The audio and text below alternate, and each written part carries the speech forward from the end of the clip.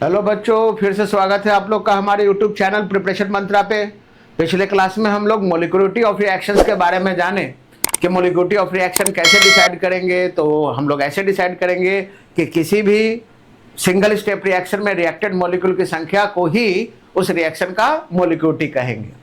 लेकिन इसमें एक सबसे इंपॉर्टेंट आप लोग का टॉपिक आता है कि स्यूडो यूनिमोलिकुलर रिएक्शंस का मतलब क्या हुआ या स्यूडो फर्स्ट ऑर्डर रिएक्शन का मतलब क्या हुआ। तो स्यूडो यूनिमोलिकुलर रिएक्शन का मतलब क्या हुआ? यूनिमोलिकुलर का मतलब हो गया कि मोलिकुलरिटी जो है वो एक है, लेकिन उसके आगे स्यूडो लगा हुआ है, यानी झूठा, फॉल्स। तो ये स्यूडो यूनिमोलिकुलर वर्ड कब यूज करेंगे? जैसे अगर मान लो कि कोई दो रिएक्टेंट है, दो रिएक्टेंट में से अगर मान लो कि दोनों का एक एक मॉलिक्यूल इन्वॉल्व है, लेकिन उसमें आप लोग का अगर दो रिएक्टेंट है और दो रिएक्टेंट में अगर एक रिएक्टेंट जो है वो सॉल्वेंट के फॉर्म में हो, यानी एक्सेस फॉर्म में लिया गया हो, तो वैसे केस में मोलिकुलरिटी जो है वो सॉल्वेंट वाला जो आप लोग का मॉलिक्यूल्स है, यानी जो एक्सेस में लिया गया है, उस पर मोलिकुलरिटी डिपेंड नहीं करता। मतलब देखने में तो लगेगा कि इसका मोलिकुलरिटी दो है, लेकिन एक्चुअल में उसका मोलिकुलरिटी दो नहीं बल्कि एक होगा। और ऐसा तब होगा जब दो रिएक्टेंट में से एक रिएक्टेंट जो है वो एक्सेस में ले लिया जाए। तो ऐसे केस में अगर दो रिएक्टेंट में से एक रिएक्टेंट अगर एक्सेस फॉर्म में हो, सॉल्वेंट फॉर्म में हो, तो वैसे केस में उसका एक्चुअल मोलिकुलरिटी जो होगा वो उस रिएक्टेंट यानी सॉल्यूट पे डिपेंड करेगा, उस सॉल्वेंट पे डिपेंड नहीं करेगा। और इस केस में ऐसे रिएक्शंस को हम लोग स्यूडो यूनिमोलिकुलर रिएक्शन कहेंगे। ठीक है, तो स्यूडो यूनिमोलिकुलर रिएक्शंस का मतलब क्या हुआ या स्यूडो फर्स्ट ऑर्डर का मतलब क्या हुआ, ये हम लोग जानते हैं। ये केस कब आएगा? अगर if one of the reactant is taken in large excess, है ना। अगर दो में से एक रिएक्टेंट लार्ज एक्सेस में ले लिया जाए, ऐसा कब होता है?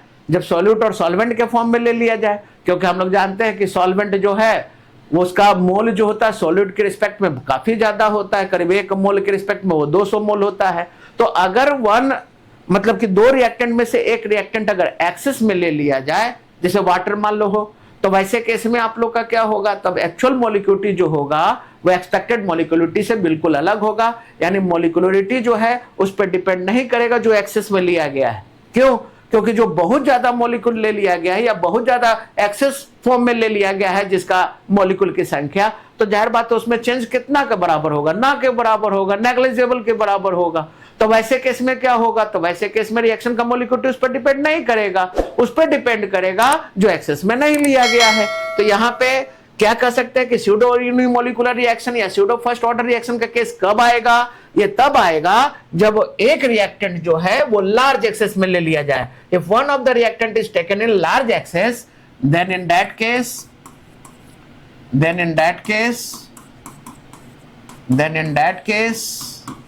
the actual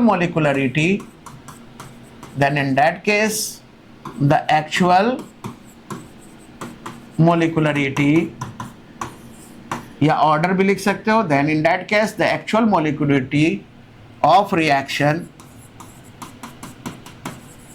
is different than that of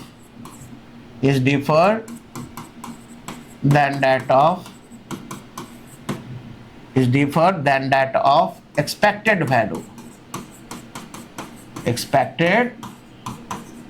value and the reaction is called, और ऐसे ही रिएक्शन को कहते हैं स्यूडो, है ना, यूनिमोलिकुलर का मतलब मोलिकुलरिटी एक आना चाहिए, स्यूडो यूनिमोलिकुलर, है ना, रिएक्शन, है ना।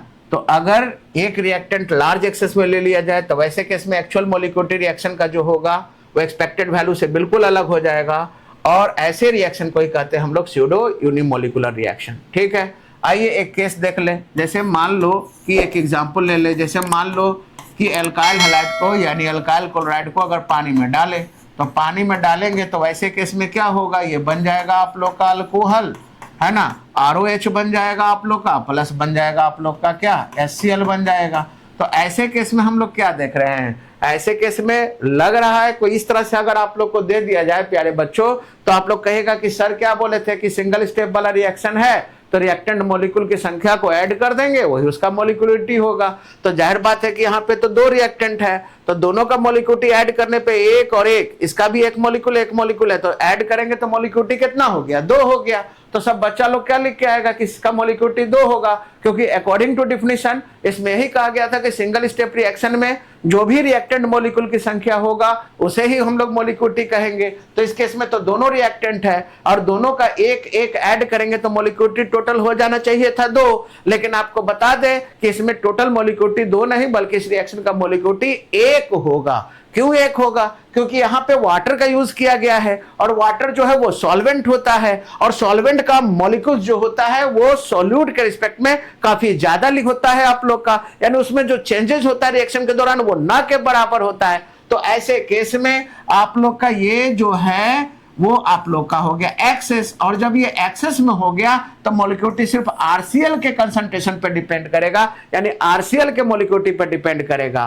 तो इस केस में आप लोग का एक्चुअल नजर आना था कितना 2 हो गया, लेकिन इस केस में इसका मॉलिक्यूलरिटी जो होगा वो मात्र कितना होगा आप लोग का 1, और ऐसे केस में नजर आ रहा है 2 लेकिन है कितना 1। तो ऐसे रिएक्शन को हम लोग कह सकते हैं कि रिएक्शन जो होगा है ना वो क्या है, मॉलिक्यूलरिटी 1 है, तो इसको हम लोग स्यूडो यूनिमोलिकुलर रिएक्शन कह सकते हैं। ठीक है, अगर ऑर्डर की भी बात करें तो ऑर्डर भी हम लोग आसानी से निकाल सकते हैं, तो ऑर्डर भी इसी पे डिपेंड करेगा। यानी अगर इसका रेट ला एक्सप्रेशन अगर हम लोग लिखे तो रेट ला एक्सप्रेशन जो होगा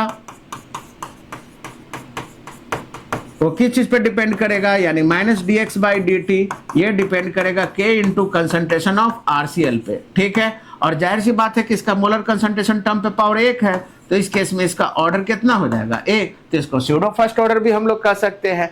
तो इस टाइप का रिएक्शन जिसमें से 2 पार्टनर में से 2 रिएक्टेंट में से एक एक्सेस में ले लिया जाए, तो ऐसे ही रिएक्शन को हम लोग स्यूडो यूनिमोलिकुलर या स्यूडो फर्स्ट ऑर्डर रिएक्शन कहते हैं। ठीक है प्यारे बच्चों, कुछ और एग्जाम्पल आप लोग देख ले, है ना। अगर मान लो कि हाइड्रोलाइसिस ऑफ ईस्टर की अगर हम लोग बात करें, हाइड्रोलाइसिस ऑफ ईस्टर की अगर हम लोग बात करें तो इस केस में भी आप लोग क्या देख रहे हो, वाटर है, मतलब कि क्या है आप लोग का ये एक्सेस में ही होगा।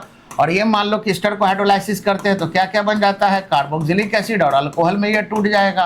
तो यहाँ पे भी आप लोग देख रहे हो कि नजर कितना आ रहा है, मॉलिक्यूलरिटी 2, लेकिन अगर वाटर है, यहाँ एक्सेस लिखा हो चाहे नहीं लिखा हो, ये समझ लेना कि अगर वाटर है तो ये एक्सेस में ही होगा। और इस केस में इस रिएक्शन का मॉलिक्यूलरिटी ईस्टर पे डिपेंड करेगा, यानी ईस्टर कितना है आप लोग का 1 है, आप लोग का 1 मॉलिक्यूल है, तो इस केस में मॉलिक्यूलरिटी कितना हो जाएगा 1, है ना।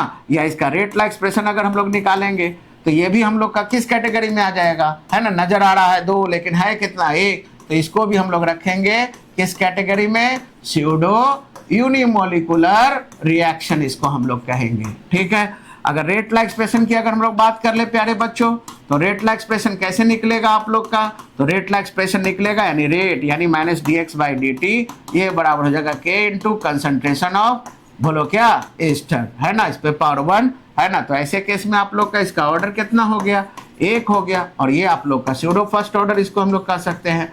ये भी जो है ये आप लोग का स्यूडो फर्स्ट ऑर्डर रिएक्शन हो गया। ठीक है, तो इसका मतलब क्या हो गया, आप लोग समझ चुके होंगे कि अगर 2 पार्टनर में से एक पार्टनर एक्सेस में ले लिया जाए तो मॉलिक्यूलरिटी उस एक्सेस वाले पार्टनर पर डिपेंड नहीं करता, जो अनएक्सेस फॉर्म में लिया गया है उस पर डिपेंड करता है ना। और उसके मॉलिक्यूलरिटी से ही उस रिएक्शन का मॉलिक्यूलरिटी डिसाइड होता है। तो अगर मान लो कि जो अनएक्सेस फॉर्म में लिया गया है वो अगर 1 मॉलिक्यूल है तो उस पर डिपेंड करेगा, और ऐसे केस में इसका मॉलिक्यूलरिटी जो होगा 1 होगा, और ऐसे रिएक्शन को हम लोग कहेंगे स्यूडो। स्यूडो क्यों लगा, क्योंकि नजर आ रहा था 2 लेकिन है कितना 1, तो इसलिए इसको हम लोग कहेंगे स्यूडो यूनिमोलिकुलर रिएक्शन या स्यूडो फर्स्ट ऑर्डर रिएक्शन। ठीक है प्यारे बच्चों, तो आप लोग समझ गए होंगे स्यूडो यूनिमोलिकुलर और स्यूडो फर्स्ट ऑर्डर वर्ड कब यूज करेंगे, ये तब यूज करेंगे जब 2 मॉलिक्यूल में से एक मॉलिक्यूल एक्सेस में ले लिया गया हो। तो वैसे केस में मॉलिक्यूलरिटी सिर्फ बचे हुए पे जो एक्सेस में नहीं लिया गया उस पर डिपेंड करेगा, और उसी से हम लोग उस रिएक्शन का मॉलिक्यूलरिटी डिसाइड करेंगे। तो आशा करते हैं आप लोग समझ चुके होंगे। तो इसी तरह के वीडियो को ज्यादा से ज्यादा देखने के लिए आप चैनल को सब्सक्राइब कीजिए, वीडियो को लाइक कीजिए, शेयर कीजिए। Thank you.